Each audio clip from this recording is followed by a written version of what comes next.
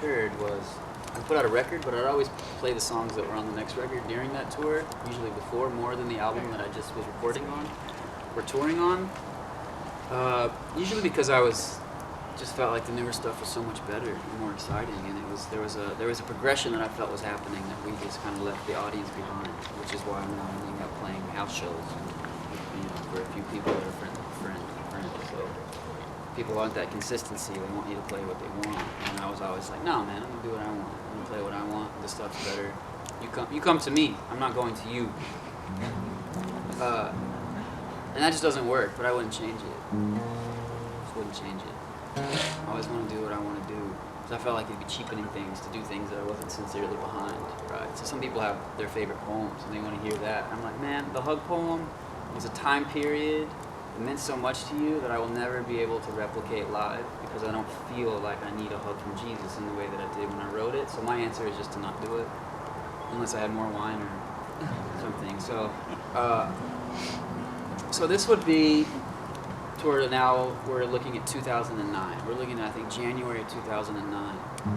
Prior to that, obviously I wrote the song before it was released, but I was in South Dakota playing a festival, and I just wanted to go to the Black Hills because I'd never been. I wanted to see Mount Rushmore. I wanted to see the Dakotas. I love the Dakotas. That's why I spent a lot of time the last 4 years up there. And then I went to a park inappropriately named Custer State Park, and I wrote this song there in Under the Moon. In the driver's side, I was parked in a spot, and for whatever reason, I got in my car or my Van Halen at that point. So I no longer had Little Bean. I had Van Halen at this point. It was a 15-passenger white van, which was my dream to have. I dreamed of having one of my goals, right? So we want to set goals for ourselves. Well, as a musician who had a band, I wanted us to have a 15-passenger van. And when I got that 15-passenger van, it was awesome because it was just a tangible sign of growth in what I was doing. Kind of made it rough when I was traveling around alone, like all the way across the country in this gas guzzler. This is like before global warming was being talked about or anything else that I would be judged for doing that.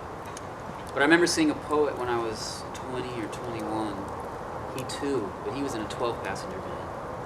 I remember him rolling up and leaving this show in a van, and I was like, I want to be that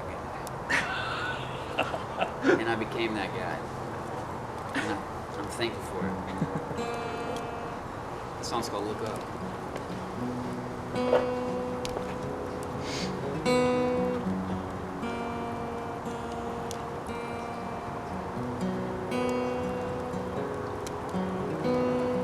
Built a house and lived alone inside the woods. I stayed there as long as I could before I saw it wasn't doing me any good. He said we're all living lives of a quiet desperation. I started to believe it until I looked up at the constellations. The stars were burning bright, so bright and far apart. You pull them together though they created a work of art. Look up, look up, look up, look up into the sky, love.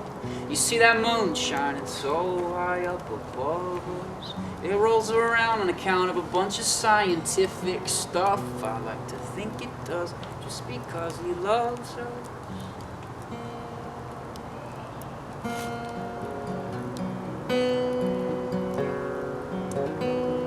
I left them lonely woods and I moved into the city. Traded those stately pines for concrete and prairies. I didn't have to look up at the stars burning in the night sky. I saw them burning the eyes of the people passing by. Some were bright, bright, bright, burning happily along. Others had sadly burned out long. Look up, look up, look up, look up into the sky, love. You see that moon shining so high up above us. It rolls around on account of a bunch of scientific stuff. I like to think it does, just because he loves us.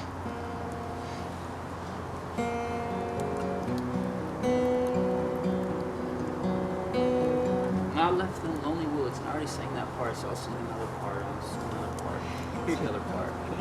What is the other part? I met a girl once, but never acted like I did or told her that I did. Because the ones before her, they didn't act very appreciative. Have you seen her? Do you know her? She looks so pretty with her hair pulled back. Tell her what if I could take all that time I stole from her back. Put it in a little pine box I made with my own bare hands.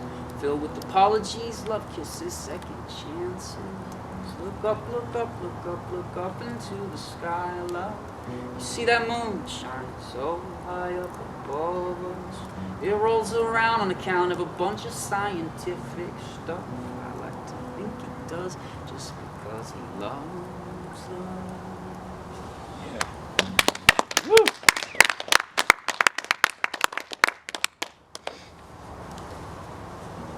After I wrote that song, I kept driving. Went all the way to Washington, Bremerton. Called that girl love, but I said I loved her. Never told her I loved her. I didn't love her. Thought I loved her. I said, I'm down here at the park. She said, what? She said, baby, I drove here in my big ass Van Halen. She's like, why? She's like, because I need to tell you something. She walks down there with her head down. She's waiting for me. I got some flowers. I'm sitting at this park and there's this woman in a station wagon with some kid. She sees me with these flowers. I don't know what she's thinking, but so this baby girl walks down and I said, girl, I need to tell you something. She's like, what? I said, I love you. And she goes, and then in my spirit I was like, I shouldn't have said that. And then a lady in the station wagon drives by and yells, congratulations! Drives by. It was a fail.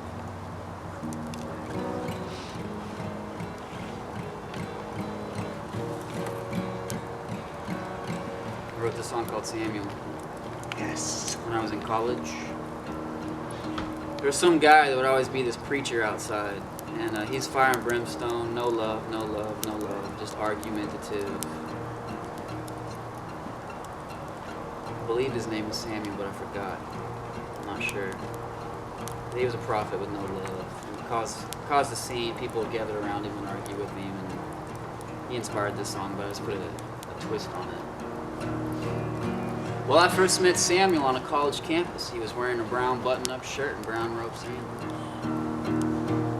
And he told me that God loved me even when I didn't obey my parents or wasn't mindful of all of his other commandments, like not putting him first or being covetous of my neighbor's stuff. Well, I never heard this before, so I said, hey, before would a God love me so and for no reason more? And he looked deep into my eyeballs, past my iris and vessels, through my heart and past various channels, and he ended in my soul. He didn't say a word because he did not have to. Deep down inside my heart, I just knew. And I thought of the love I have for a girl for no obvious reason. And though we were apart and are apart, my love just grows with every season. The time when I was walking alone in the woods and I saw a brown bear and it was all shaking and shaggy. Or the love I have for my father, even though he's given me every reason to hate him. Or the first time I flew in an airplane, it was a religious experience. Or the first time I saw a cactus in Arizona, it too was a religious experience. Or that time when I was in Sweden having Swedish meatballs at my friend David's house, pretending to read Swedish to his little daughter with blonde hair and blue eyes, a story about a bear named Bamsa, and she just laughed and she laughed over and over again in Swedish. Well, people kept talking and balking and stalking like hungry wolves with no legs, but they're too proud to just hang their heads and beg. But they don't see that they don't have to. They don't see that God wants to pour out his love on us until our hands are full and all of our raging minds just cool. Oh, my love is a raisin, and God is a pumpkin, or a cantaloupe, or a watermelon, or a really big something, and I want to eat it. Yeah, I want to be loved for no other reason at all, just accept that I am, with all of my quirks and my wrongs and insecurities, my passions, my habits, and abilities. Where Adam and Eve were both naked. They bore their souls and bodies for one another, and they or accepted. I want to be naked too. Let's all get naked. I want to be naked with Holly. But we can't. Because there is a fear between us and beneath. Well, my heart is a drawbridge. I want to lower it down. I want you to come inside and meet me and eat. Drink some tea.